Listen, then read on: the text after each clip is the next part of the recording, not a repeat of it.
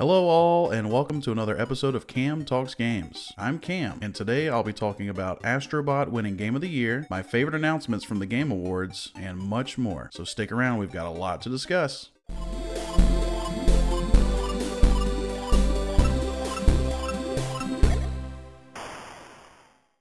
I want to kick things off by congratulating Team Asobi for winning Game of the Year 2024 with their pitch-perfect 3D platformer, Astro Bot. If you've seen my review of the game, you know that I gave Astro Bot a perfect 10 score and compared the game to the greatest 3D platformer ever made, Super Mario Odyssey. Team Asobi put nothing but love into Astro Bot and focused on making a game that's just simply fun, and it worked out for them. Nicolas Duche, I hope I'm saying that right, the studio head at Team Asobi, said as much while accepting the Game of the Year trophy at the TGAs, and even thanked Nintendo without explicitly thanking Nintendo, which was a sweet but kind of weird moment. He said that he was asked not to specifically mention Nintendo by name, but explained that we all know who he's talking about anyway, so he was still able to give Nintendo their flowers without pissing off his big bosses at PlayStation. I thought this was a really awesome moment, but if the Game of the Year win still hasn't convinced you to check out Astro Bot, give my review a watch, and maybe I can convince you. But with that said, let's go ahead and dive into my favorite announcements at this year's TGAs.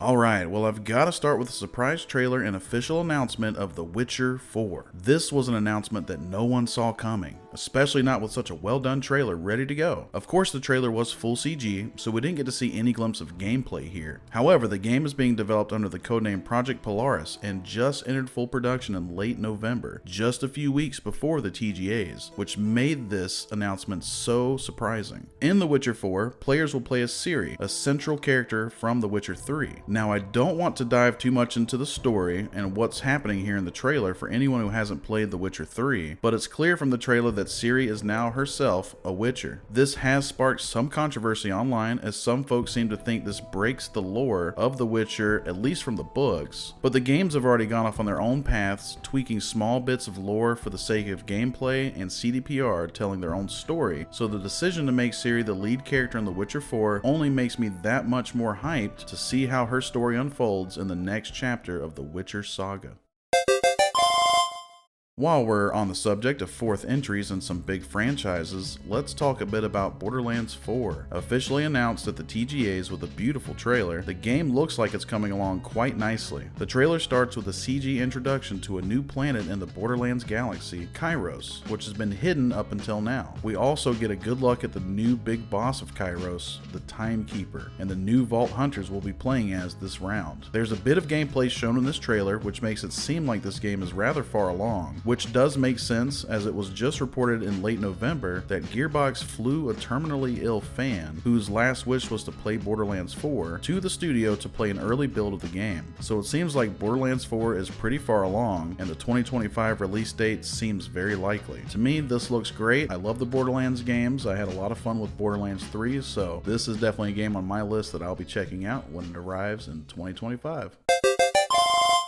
Absolutely no one expected to see anything from the teams at FromSoft at this year's TGAs, especially after last year's release of Armored Core 6 and this year's release of Shadow of the Erdtree, the massive DLC expansion for Elden Ring. But clearly, FromSoft isn't fucking around, as they announced a new standalone game in the Elden Ring universe, Elden Ring Night Reign. The game is described as a co-op action survival game, focusing more on 3-player online gameplay and a condensed and randomly generated version of Limgrave, the first open area from Elden Ring. Players will be tasked with surviving waves of enemies and mini-bosses during a 3-day in-game time frame before taking on each boss. The world will also shrink around players, much like the popular Battle Royale Fortnite. Players can choose from 8 pre-made characters and will grind for rewards to increase their chances to overcome challenges presented in each round. We don't quite know yet how leveling works in this new game and how it will differ from Elden Ring and other Soulsborne games, but this does seem to be a very different take on the Souls-inspired gameplay. Something from this trailer that has really made the rounds is the apparent inclusion of bosses from the Dark Souls games, including the Nameless King from Dark Souls 3, the Duke's Dear Freya from Dark Souls 2, and the Centipede Demon from the first Dark Souls game. The inclusion of these bosses opens up the potential for more bosses from past Soulsborne games to appear in the lands between, which, although a strange choice for the lore of Elden Ring and Dark Souls, is still a very exciting proposition. Just imagine taking on the Bloodstarved Beast from Bloodborne with the moveset from Elden Ring and the character mobility ability from Sekiro. I mean, that's kinda like getting a new Bloodborne, right?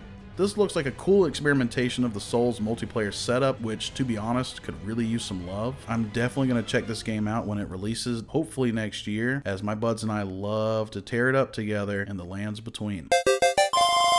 Now I want to talk about what was one of the hugest hype moments for me at the TGAs this year, which was the announcement of the sequel of Okami. Okami is hands down my favorite wolf-based Zelda game, even more than the actual wolf-based Zelda game, Twilight Princess. Okami brought the beautiful Japanese ink illustration style into video games with a perfect cel-shaded watercolor painting look that really made the game memorable and stunning to look at. Okami originally launched on the PS2 back in 2006 and was developed by Clover Studios, the team behind another one of my absolute favorite games from that era, Beautiful Joe. The game has since been released in HD on all platforms, and at the time of this video is available for just $5. Okami is absolutely worth picking up for $5, and quite frankly, you'd be a fool to pass it up at that price, especially if you've never played it. My personal recommendation would be to pick up Okami HD on the Switch, as the Celestial Brush abilities fit perfectly on a system with a touchscreen. And if you have the Switch OLED model, you'll also benefit from the color pop effect of the OLED screen, making this game look incredible on the system. But back to the Okami sequel announcement. It's clear that this announcement was made very early in the game's life, as the announcement of the game also came with the announcement that Hideki Kamiya, the creator of Okami and the game's original director, has reformed Clover Studio, now called Clovers, and has also established the new studio with some of the same talent that brought Okami to life back in 2006. This is huge news, as Kamiya left the studio, Platinum Games, back in 2023, and now we know why. This was a huge get for the Game Awards, and I knew it was a special moment when Jeff Keighley began tearing up as he announced the game on the TGA stage. This was for sure a moment that Jeff and gamers alike will never forget. The game is no doubt far away from release, but with Kamiya at the helm, I have no doubts that the game will be nothing short of brilliant, coming from the newly formed Clover's studio.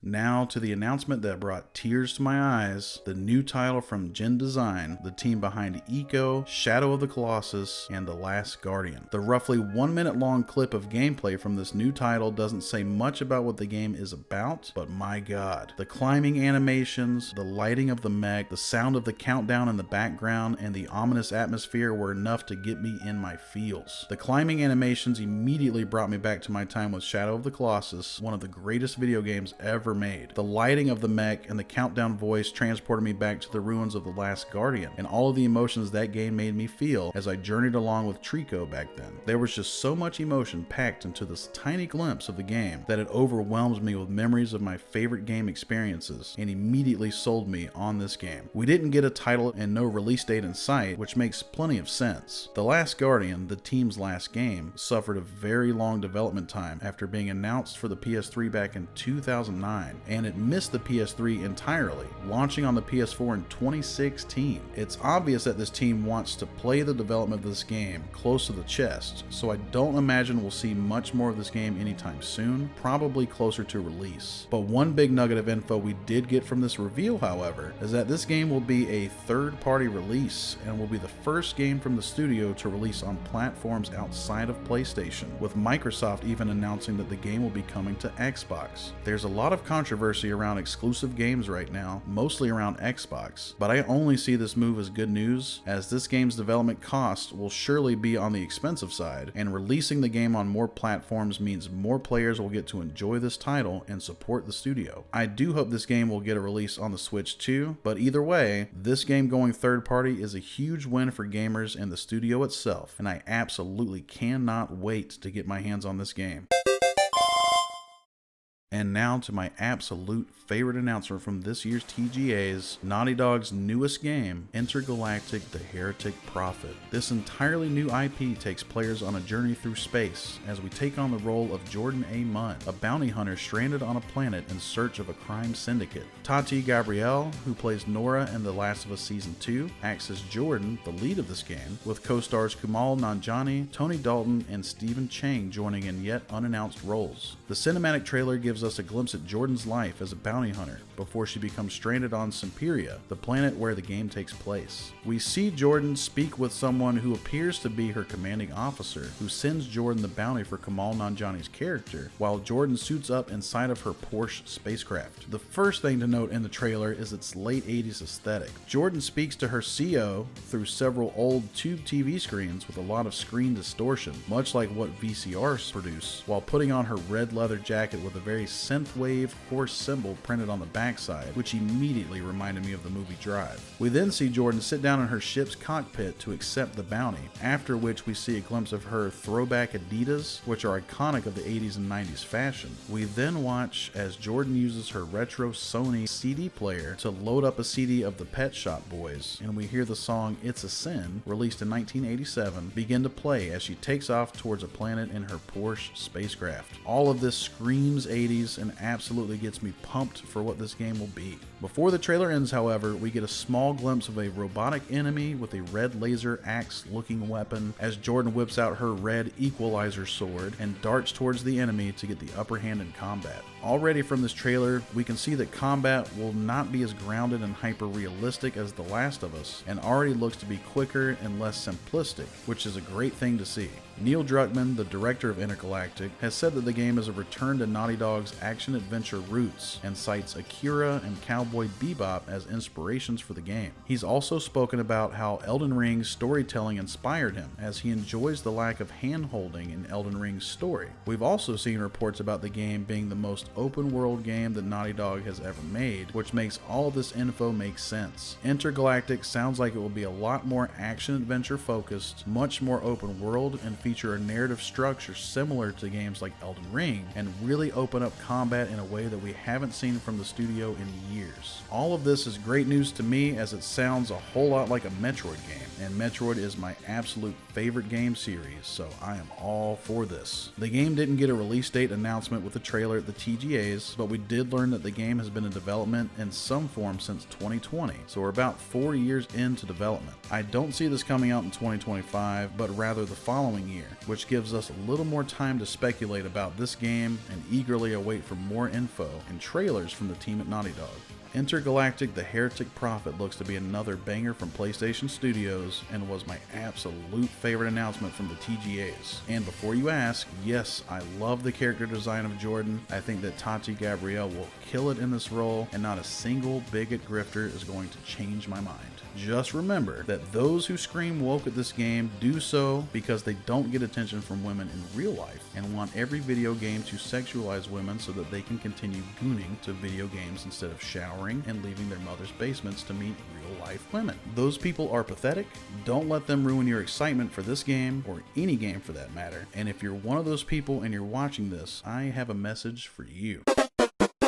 You lose! To the grifters. Over 18,000 games have been released on Steam alone in 2024. Less than 100 of those games feature LGBTQ characters and story themes. That means that 0.55% of all games released this year are what you would consider to be woke. You act as if all video games are woke and leaving straight white men behind, but the math doesn't lie, you do. There's more anti-woke YouTube videos than there were woke games released in 2024, and that just shows you how hard you people are grifting. If you just take a look at Steam, you'll find plenty of hentai games, games featuring white male protagonists, and games that don't feature any human characters at all. Games like Stellar Blade are still being made, so there's no threat to your Gooner squad. Each year we see more and more games released, and sure, there is a rise in games that feature more inclusive options, diverse characters and stories, and LGBTQ and non-white cultural representation, but for every Tales of Kenzera released, there's a Silent Hill, Dead Space, Atomic Heart, and Resident Evil game released. White protagonist games have not gone anywhere. As a matter of fact, we've received more in 2024 than any other year before it. We just have more diverse games now than ever before also, and there's not a single thing wrong with that. People that claim those games are forcing DEI on gamers neglect to mention that you, a gamer with independent thought and your own set of morals, don't have to spend your money and time on any game that doesn't interest you. It's as simple as that. Those that want you to be angry angry about a few diverse games are trying to put a cap on what video games can be, and limiting the heights that an art form can reach is ignorant and childish behavior. If we want the games industry to continue to grow, we must encourage studios and developers to go and make the games that they want to make, not just what gooners want to play. If we limit this art form to just what bigots and gooners want, we'll only see the same few games get made each year, and that's it. And I don't know about you, but seeing what magical new worlds these studios make and we gamers get to explore is what video games are all about.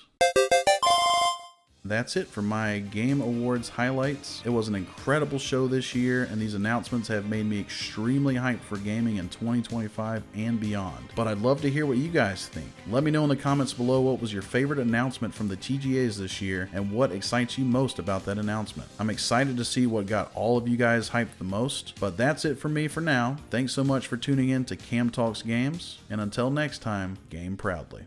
Hey guys, thanks for joining me for another episode of Cam Talks Games. Be sure to like, subscribe, and share this video for more content just like it. Thanks so much.